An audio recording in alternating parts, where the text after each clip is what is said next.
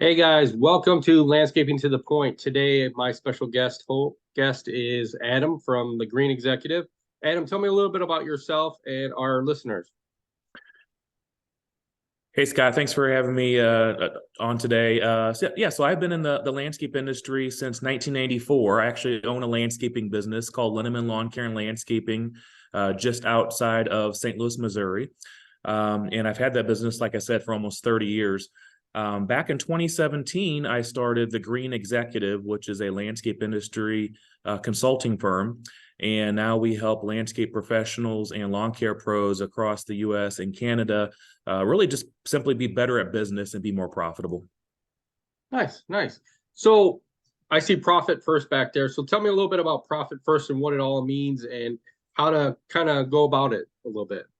Sure. Let's like you said, let's dig into Profit First. It's Yeah, Profit First is a cash flow methodology that says traditionally um, accountants and landscape pros look at their P&L such as their total income minus their expenses equals their profit. okay. And profit in that formula is last. Right, And what we do is we flip that formula to say, now let's put profit first. And typically, when you put things first in your life, they're typically most important to you, right? Like family and right, things like that. So what we do is we flip that formula to say sales or your income minus your profit equals your expenses. So we really just put an emphasis on profit is what we do. And how we do that is it's very similar to like maybe like the old envelope system that maybe your parents or right, grandparents may have used back in the day, right? right, So um, let's just say grandma or grandpa was working a hard job. They came home, they had $1,000 paycheck. I don't know if they had that much back then. Let's just say they had $1,000 right, right. paycheck. And what they would do is they would cash that check. They bring that $1,000 cash home, and then they would take that $1,000 cash and they would divvy it up into 4 or 5 different envelopes and expenses and allocate the money to those different expenses. So maybe they may allocate 20% to groceries. So they Right. put $200 into a envelope for groceries out of that 1,000. Maybe they have another $300 that they would allocate towards their rent or their mortgage. And so that's really what Profit First is taking your money, breaking it down, allocating it to different envelopes, or we use bank accounts nowadays, Right. and ensuring that you're funding your profit account first and not touching that money unless it's once a quarter as you need it to grow your business. Okay. Nice, nice. So what I do here is I kind of ask some other questions and try to stump you some straight to the point questions, some weird ones that hopefully might get some people interested on a little bit more about you too. I know you are like tall. You're like probably really tall. How tall are you? You tower way above me. I know that we've met many times. So I am 6'4", and I don't feel that tall, but I guess I am that tall. And it's right, it's it's fun to see you at events and things like that, Scott, and right. come up and talk to you. And I guess I am taller than you. Yeah, yeah, a little bit. I'm always kind of looking up to you a little bit. So I'm you know, if anybody sees him, he is tall, and you actually look taller than 6'4", really. It's amazing. So here's another one, and then we'll kind of get back to some other stuff. What Sure. do you do for what kind of hobbies do you do? And I know a little bit, but what's one of your greatest hobbies you do? I would say I have two main hobbies. Hobby number one is side by side and ATV riding. My kids each have either dirt bikes, four wheelers. We as a family have a side by side, which we actually paid for in cash in full, thanks to Profit First.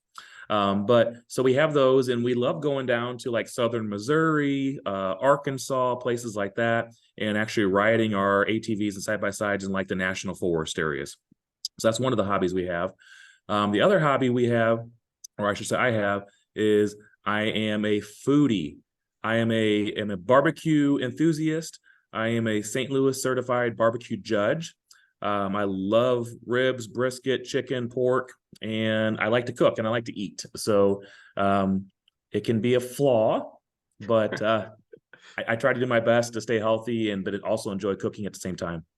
Nice, nice. So now going on that cooking wise, is there anything that you would never grill? I mean, there's a lot of stuff that you could grill, you could barbecue. Is there something that you wouldn't grill or barbecue?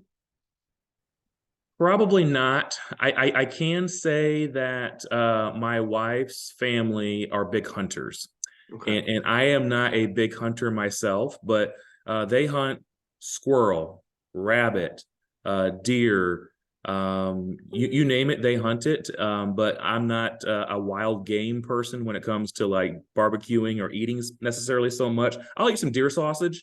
Right. I like that, but yeah, I probably wouldn't like barbecue or grill wild animals. Doesn't really entice me very much. I like chicken and beef more. Okay. That's a good one. That's a good one. So you've been in business since 94, you said? Yes, so since '94, I started the business when I was 14. Um, Grew the business up to about 25 team members at one point in time. Okay. Okay. So you got how many do you have about right now? About 20 or so? Right now, we are at about 12. So Okay. about half the size, to be honest with you. Okay. And what has happened over the years is we have strategically um, gotten honestly out of the mowing business. Okay. So what we realized back probably 7 or 8 years ago is that at least for us, and maybe it works for others, but for us, we have found that grass cutting was a headache for us. It was a headache because of the expectations of the client.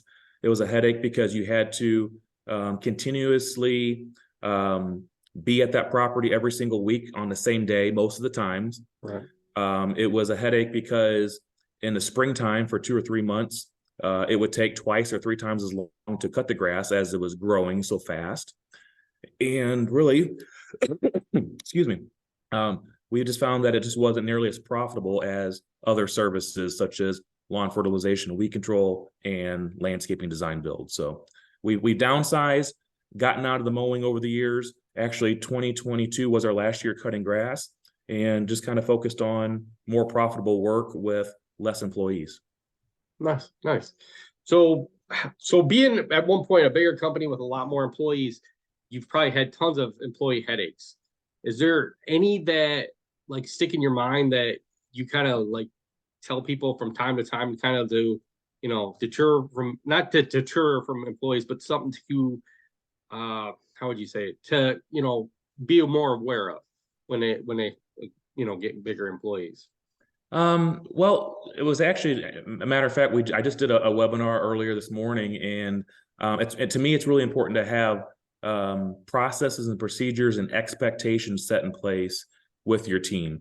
And so I think it's really crucial whether you're a 3 or 4 man company or if you're a 100-person company is to have a clear policy manual or employee handbook in place so everybody is on the same page and they know what the expectations of them are. We've had issues over the years with employees, whether it be showing up for work late, whether it be for not following dress code, whether it be for not reporting accidents and things like that. And by having a written, clear policy manual in place, it has helped us through situations like that and also protected us as a company as well. Okay, nice to know that. I mean, I have had many of employees at one point, and definitely, having a good policy in place is just awesome. Having that manual and to get them to sign off on it. I mean, that's one of the main things is to have it all in writing. Everything in writing is what I say too. So how did you decide that you wanted to do the Green Executive? What inspired you to do this? To be honest with you, the Green Executive was my thought and dream of as a really an entryway to retirement. Okay. To believe it or not. So 2017 is when we started the Green Executive. Started doing some just one-on-one coaching, some small peer groups. And then what actually happened and allowed us to grow our consulting business even further was our industry software that we use in our landscaping business is LMN software. And LMN saw that we, number one, use their software, but number two, that we're also consulting now. So they actually came to us and said, hey, would you like to be certified in our software, travel the country, and teach workshops for us? And so that was one of the ways that we grew the Green Executive the fastest, because for a solid year and a half before COVID hit, we were in front of 30 or 40 different landscapers inside of Hilton conference rooms, sometimes twice a week. So that's how the Green Executive really got accelerated and moved forward faster by honestly, I guess the partnership and the publicity by partnering with a software company that hired us to teach their software. Okay. So you coach one-on-one, and you teach, the LMN still pretty much? Yeah. So I guess 3 or 4 of our main service offerings are LMN software implementation. We help others make LMN software sing for them. Great software. I highly recommend it, mainly because of it's a full system. Literally, the system is able to be used from the time the phone rings all the way to invoicing. So it encompasses the whole process of running a business. But one of the most powerful things about the software is it requires you to build a budget. So every time that we estimate a job, whether it's a $50 or $60 grass cutting job, which we don't do grass cutting anymore, but like I mentioned, whether it's something small or if it's a $20,000 landscaping job, because of that budget, we know our cost, our break even, and our selling price. And that is, once again, so crucial and powerful for us. I want to reiterate back to the mowing. We didn't know back 6-7 years ago at the time that we weren't making money cutting grass. Right. Because of LMN and because of tracking time and knowing our numbers, we realized that we were making very, very little, or actually probably losing some money on grass cutting. So that's the main service offering, LMN software implementation. Second one is we offer green industry bookkeeping services. So for landscape pros that want to have accurate financials, to be able to run a profit and loss statement, balance sheet, have everything all tidied up in their books, we offer that service as well. Sarah, my wife, is a QuickBooks Advanced Pro advisor, so we offer that service as well. And then the last service offering really is our Profit First implementation, and that boils back down to the implementation of kind of like the envelope system, and we coach others how to make profit a habit in their business, not just a event. Nice. So now going on Know Your Numbers, how long did it take you to kind of come up with your guys' numbers? I mean, you've been in business for years, so I mean, you've probably known for many years how to come up with your numbers, but how would you tell somebody to kind of figure out their numbers, down to the T? I mean, there's tons of different ways, but I want to know from you kind of your process. Sure. So, I mean, back years ago, I hired a coach myself that had an MBA just in business. He wasn't specific to the industry. He helped me start understanding my numbers more and more at the time. We were using spreadsheets to try to figure out our numbers at the time. I go back to emphasizing back to building a budget in LMN. That was really when the light bulb popped on, that we realized that now that we have this budget in place, we really know our numbers. And what it has allowed us to do is not only charge for our labor and have a markup and a selling price on our labor, but to also charge our customers. And they don't see this in the estimate, but in the estimate generation, to allow us to charge for our equipment by the hour or by the day for our equipment in our estimates. Obviously, materials and markup on your material, and then also recovering additional costs that a business has, such as overhead that isn't directly necessarily charged to the customer. So things like overhead is going to be like your rent, your electricity that you're paying, maybe someone in the office that isn't directly working out in the field. All that is considered overhead, and you need to recover and recoup that in your estimating process. And that is something that LMN allowed us to really physically see and bring clarity to our numbers. Nice. So definitely, that's a good, everything's good points. And from what you're telling me, LMN has it perfectly to be able to help out anybody, you know, and then to be able to have somebody like you to be able to coach is going to be 100% better than just going out there and trying yourself to kind of figure everything out by yourself. So here's one that I hope I can stump you on. If you had to live the rest of your life with an animal in your house, would it be a skunk or a porcupine? Good question. Funny question. I would say a skunk. Okay, well, why? I mean, what's it? I mean, it kind of intrigues me why you would want a skunk. Well, if I'm not mistaken, and maybe I am, but I think you could probably get like the the bad part of the skunk, the smell, whatever, maybe removed or something from it. Is that Okay, possible? I don't know, right. but I think they're probably a little more cute than a porcupine, Okay. and I don't think you can necessarily take the needles out of a porcupine. Maybe I'm wrong there No, too. I don't no, know. I don't think so either. I mean, that I from what I gather, I know what porcupines like shoot their needles, and that I wouldn't want that in my house in the first place. I mean, you can always open windows and stuff to kind of keep the smell out too. So I mean, Right. it kind of looks like a cat. So maybe people might think you got a cat instead of a skunk. So that's a good one.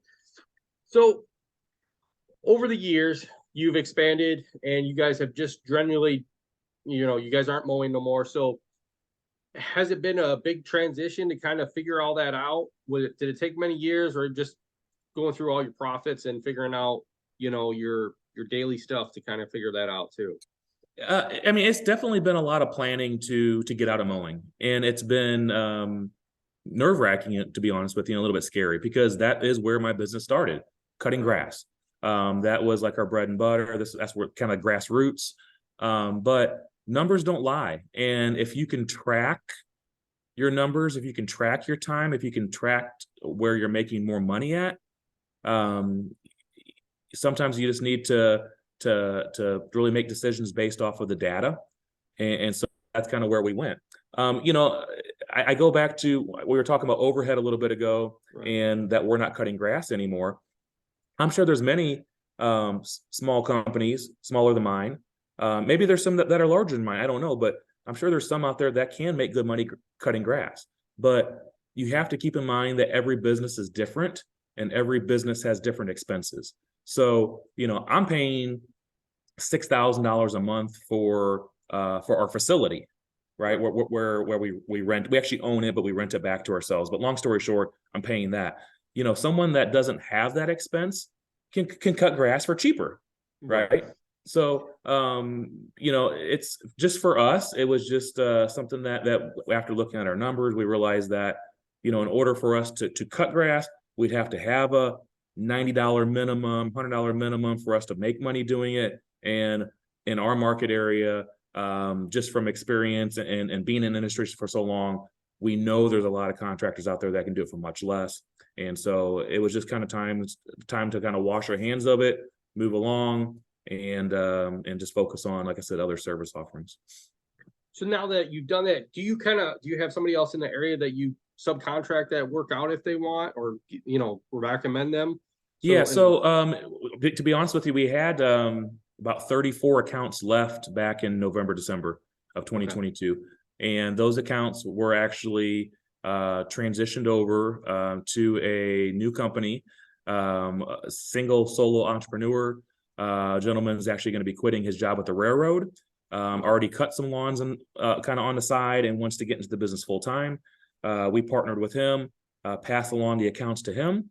We signed an agreement that he's not going to focus on our work, such as fertilization and landscaping design build. We signed the agreement back to him, also saying that we're not going to cut grass, and everybody's happy. So that's kind of how we transitioned out of it. And we wanted to make sure, though, that who we picked was going to be a good fit for our current customers, too, because we didn't want to leave them in the dark either. So definitely being transparent with your current clientele and letting them know what's going on and giving them plenty of time to absorb the news, I think is crucial also. Okay. Nice. I take it to you. You're doing a great job. And I mean, that is a big step of, I think for anybody that started out mowing business and still have the mowing, as a main thing, they always worry about where's that cash flow going to come from, and how's it going to continue on, with what else is going to go on with the rest of your future. So that's one main thing. And I think, by definitely talking with other people, and you guys probably did lots of research to find this guy, and did background on him and everything to make sure that he was the right person for this. So that's amazing for you guys. Now I'm gonna go back to profit first. So Sure. Tell me a little bit.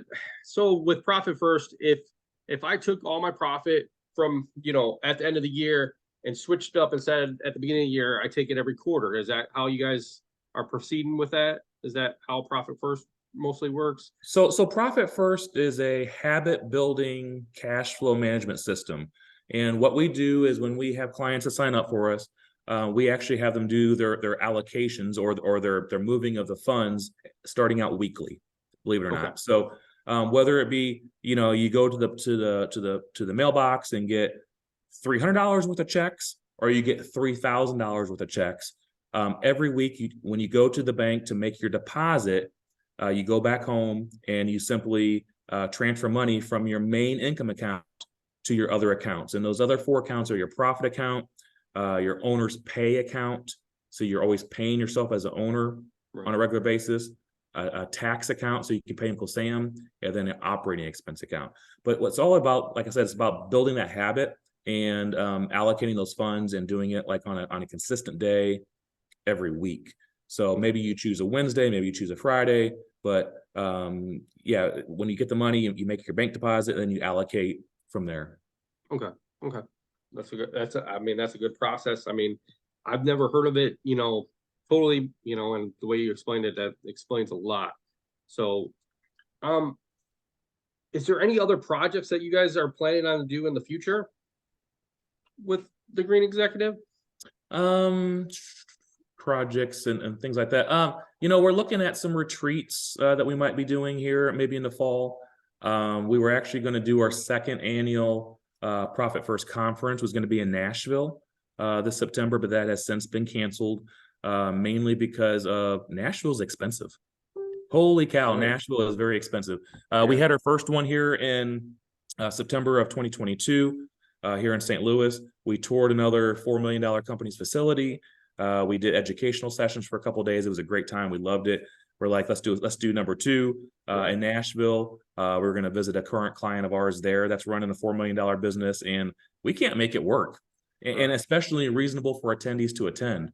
I mean, you're talking about renting a shuttle bus in St. Louis for $1,000 for a couple of days, and now renting a shuttle bus in Nashville for $4,000 for a couple of days. Nashville is crazy expensive. So we're probably going to be doing some other things. We have an office here in St. Louis. Maybe we'll do some smaller sessions, that type thing. That's kind of what we kind of are kind of trying to plan right now for the 2023 year. Nice. Now I think you guys do this. Do you guys do site checks on different businesses? Kind of give them tips and stuff on their business and how to grow and stuff? We do. Actually, next week I'm going to be heading down to New Orleans to be doing a site visit. Site visits basically look like a second or a third set of eyes coming in as a third party to observe a company and see their efficiencies, inefficiencies, and kind of documenting what they're seeing and providing feedback to the owner. So that's actually something I'm doing next week. Looking forward to it. We're going to be watching the company's morning rollout, seeing, is it efficient or is it a morning circus, right? So we're going to be looking at that. We're going to be talking with their key people about literally, once again, processes and procedures from the time the phone rings all the way to invoicing. I have a feeling sometimes that business owners, and I'm not saying about this company that I'm going to go visit, but a lot of companies, the owner is the bottleneck. The owner is the bottleneck, and they're the ones that are preventing companies from excelling so much more forward. So that's something I'll be looking at as well. And then we're going to be sitting down with the team too and doing some planning and some strategic planning for growth and things like that. So we're going to be looking at their marketing. We're going to be talking about some things that are going well in the company, and quite honestly, some things that might be stupid around the company that the owner might have their blinders on and they don't realize it. So then after you do all that stuff and planning all that stuff, do you guys go back after a year or so and double check to see how it's going, or? It's definitely something that is we would love to do. Most of the time, though, we report back within a couple weeks of basically observations of what we had. I write up a formal couple page, basically like an improvement plan of what I would suggest doing, documenting everything, and then provide that to the owner. And then happy to work with them, monthly, quarterly, even yearly, whatever afterwards. But like I said, it's more or less just a second set of eyes of how the company's going. Okay, nice. Well, that's all we got today, guys. I want to thank you for listening. Adam, where can everybody find you at? And if they have any questions, is there a good way to contact you? Sure. They can really just look me up either on Facebook or LinkedIn. I'm on both platforms there. Or my website is profitfirstpros.com or thegreenexecutive.com. You can contact me right through the website. Like I said, on social media, send me a DM, private message, whatever. I'm happy to connect and chat more. Yeah.